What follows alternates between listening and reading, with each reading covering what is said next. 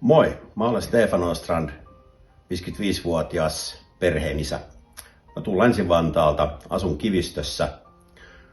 Olen ollut 2 kautta nyt valtuustossa ja jatkaisin mielelläni siellä vaikuttamista.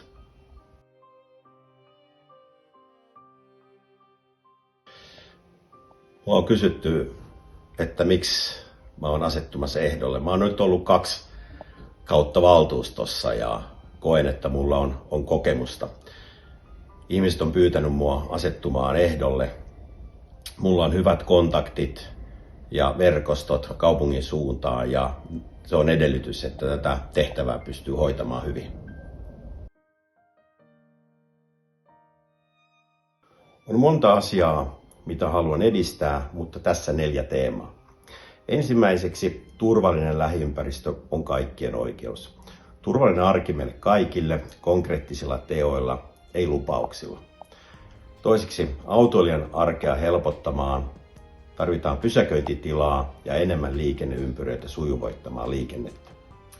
Kolmanneksi urheilu ja liikunta kunniaan.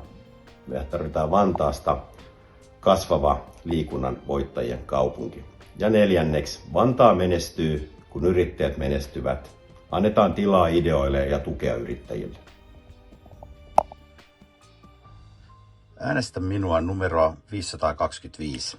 Lämmin kiitos äänestäsi. Ole yhteydessä, jos jokin asia mietityttää. Stefu.